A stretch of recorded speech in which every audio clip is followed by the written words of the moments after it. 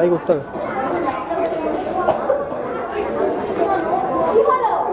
Brush করা হয়নি এখনো? ভাগরে আকাশের দিকে তাকিয়ে আছিস? নতুন কি দেখলি?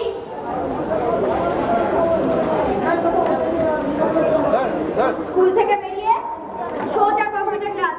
মাঠে দাঁড়িয়ে বস্তির ছেলেদের হুড়োড়ি দেখতে হবে না। তোকে কম্পিউটার ক্লাস থেকে নিয়ে যাওয়ার সময় আমি ম্যাডামকে জিজ্ঞেস করবো সেখানে ঠিক কটায় পৌঁছেছিস। এখন এই রোবটটা নিয়ে খেলতে বসলি? জানিস ওদের কত সময় নেয়? কাজে ওরা কতটা নিখোঁজ?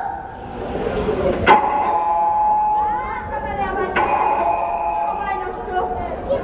তোকে দেখতে হবে না, যা গিয়ে বাথরুমে ঢোক।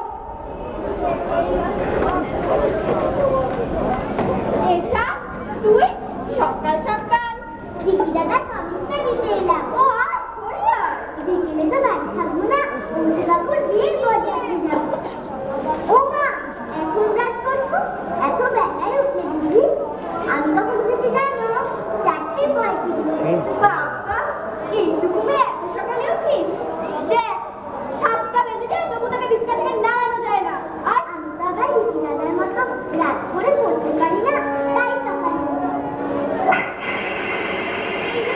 স্ত্রীটা হয়ে গেল। এসব লক্ষ্মী মা, দিদিটাকে ঠেলে ঠুলে বাথরুমে পাঠাতো দেখি।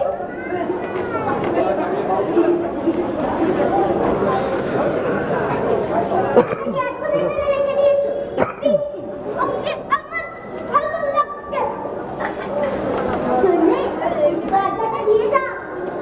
তুমি কেমন পাল্টে যাচ্ছ দিদি দাদা? ফার্স্টেও ভুলে যাচ্ছি। যাত্রা দিয়ে আর কোলাম না।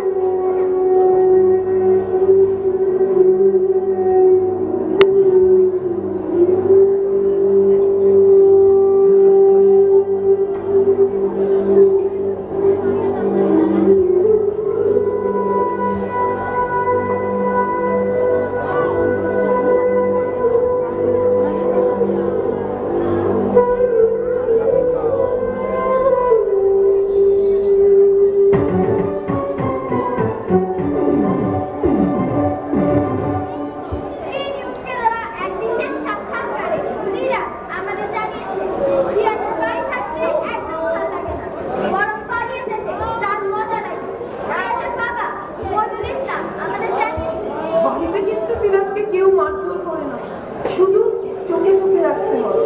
কারণ ইনিশে 4 বার করালো। এবারে সে নাকি 1 লাখ বস্তিহাট থেকে ট্রেনে করে শিয়ালদায় চলে আসে। তারপর ট্রামে করে সোজা আলিপুর চিড়িয়াখানা ঢুকে পড়ে সকলের নজরে নিয়ে। দিনের শেষে সে যখন ক্লান্ত হয়ে মেকাওবন্দির খাঁচার পাশে ঘুমিয়ে পড়ে, তখন এক নিরাপত্তা কর্মী তাকে লক্ষ্য করে। সিরাজের